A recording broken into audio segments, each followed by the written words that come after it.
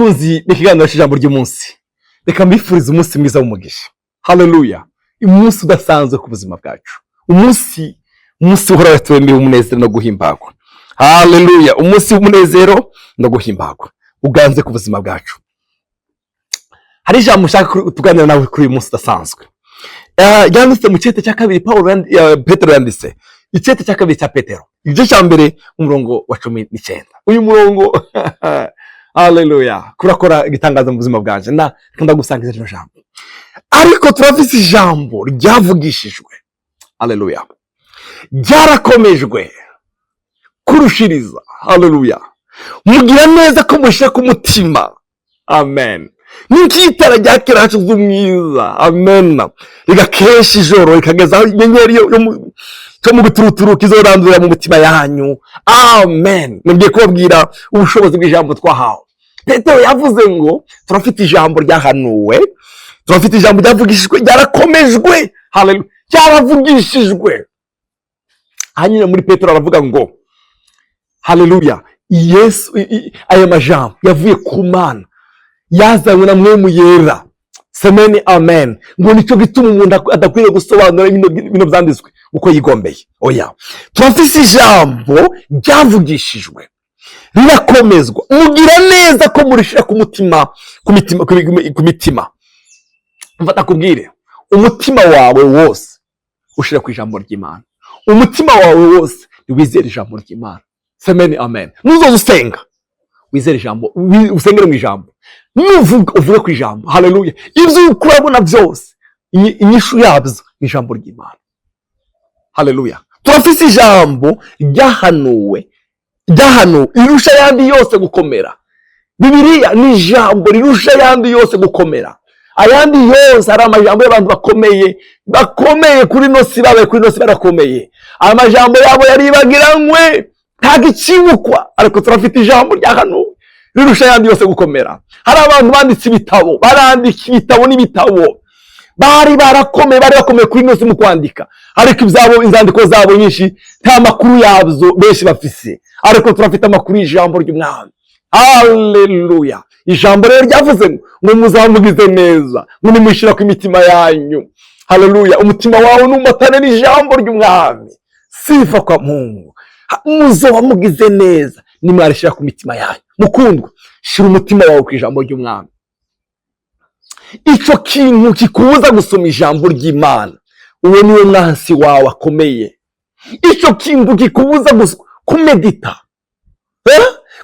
ijambo ry'Imana. Bavandimwe, hariho n'abantu usanga bafite umwanya munini wo gusenga, mugabo bakaririmba gusa ijambo, bakariheza iminota 5. Mwarataye.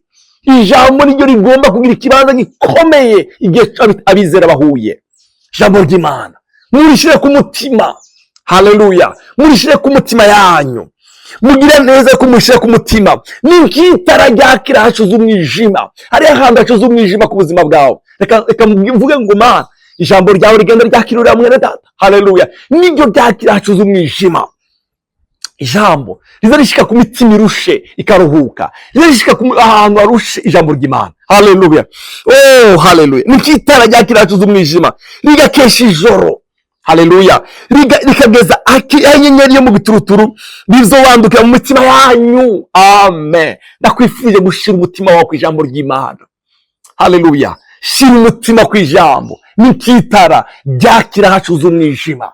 Bavandimwe, hari abantu ubuzima bwabo bwari hasi cyane, ariko barafashe ubuzima bwabo babuhuza n'ijambo ry'Imana. Uyu munsi barafite ishimwe rikomeye. Oh glory to Jesus, amen. Ndagusengeye mukundwa, Imana ikuzuza inyota n'inzara zo gusoma ijambo ry'Imana. Ugira umwete wo kugaburira umuntu wawe w'imbere. Pawulo yaravuze ngo naho umuntu wacu w'inyuma ariko arasaza, ariko umuntu wacu w'imbere azahinduka mushako bukeye. Niki kizamuhindura musha atari ijambo ry'Imana. Ijambo ry'Imana niryo rizamuhindura musha. Ijambo ry'Imana niryo rizamugira muzima, haleluya. Ijambo rizarishikandura umwijima itara rikaka, haleluya. Hari abantu bari barushe, umunsi umwe bakiriye ijambo ry'Umwami rihindura ubuzima bwabo. Oh haleluya. Cyarakomeje kurushiriza, mugira neza kumushira ku mutima wanyu. N'ikitara yakira hacuze umwijima, haleluya, rigakesha ijoro ryose, kugeza inyenyeri zorasira. Shira umutima wawe ku ijambo, shira umutima wawe ku ijambo. Luka igice cya 2:37 aravuga ngo kuko atajambo rivuye ku Mana ribura ububasha, ijambo ry'umwami rifite ububasha bwo kurandura, gusenya, ari ababyeyi benshi kintu bakize igihe cyose abana babo baguma batura amajambo y'Imana, kuko yaravuze ngo aha muri Petero nyine ngo n'imbuto itabora, n'imbuto itabora. Igice cya mbere Petero wa mbere igice cya 2:23 aravuga ngo kuko mwabyawe ubwa kabiri mutabyawe n'imbuto ibora. Twebwe ntabwo twabyawe n'imbuto ibora, ariko mwabyawe n'imbuto itabora mubiheshejwe n'ijambo ry'Imana ririho rigahoraho. Ijambo ry'Imana ryo ryatubyaye ubwa kabiri, ijambo ry'Umwami niryo ryatubyaye ubwa kabiri. Amen, amen. Iryo ryakubyaye rishire ku mutima, rishire ku mutima wawe. Amen. Abafise umubiri bose basa n'ibyatsi, ubwiza bwabo bwose bumeze nk'amashugwe y'ibyatsi. Ibyatsi biruma, amashugwe agakabirana, ariko ijambo ry'Uhoraho ryamaho bidashira.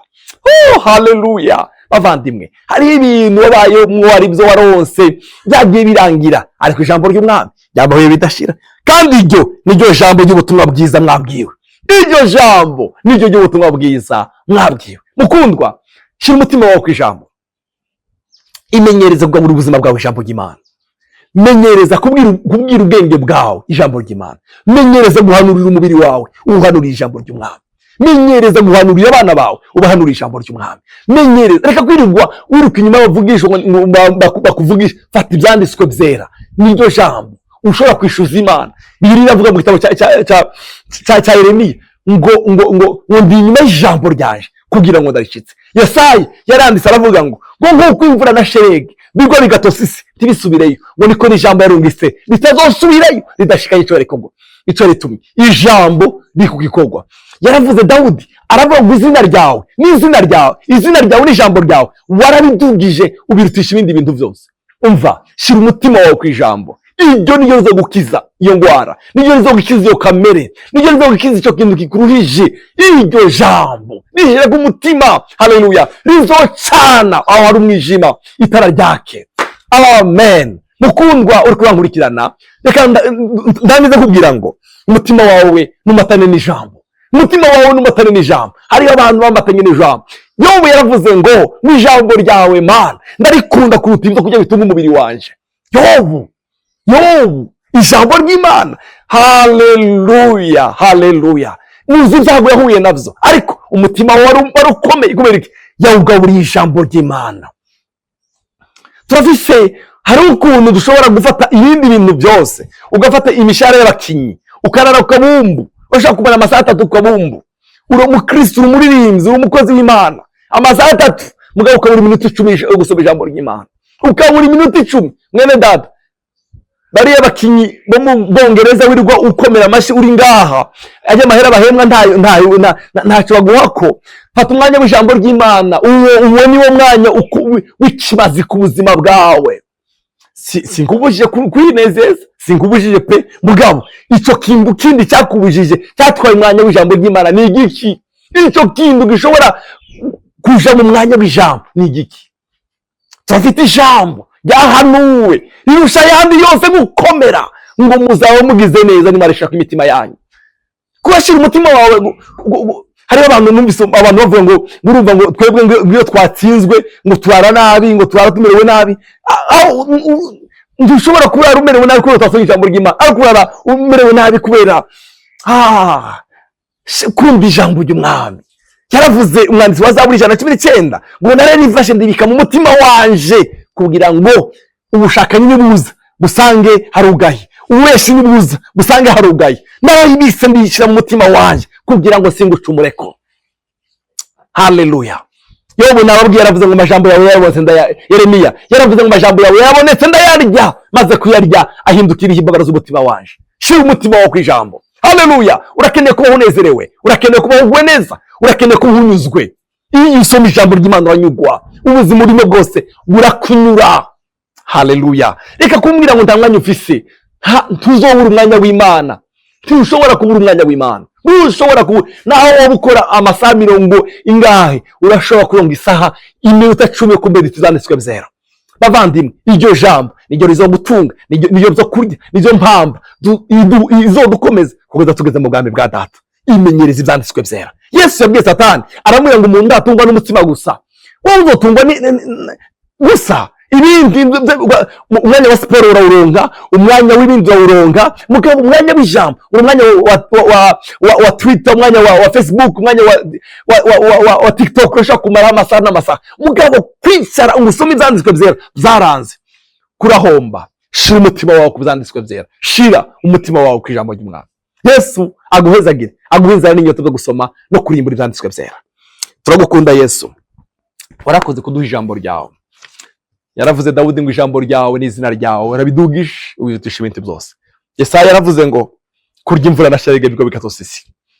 Petero yavuze ngo turafite ijambo ryahanuwe rirusha yandi yose gukomera. Iryo jambo niryo sengeye umwene data ngo rihe kibanza mu mutima wiwe, arironderera umwanya mana, iryo rizomutunga mu gihe kizaza. Urakoze kumugirira neza, urakoze kumuhumugisha. Ishobora kibicawe mu izina rya Yesu, amen. Yesu abahinzara n'inyota zo gusoma ijambo ryiwe. Mana, mana.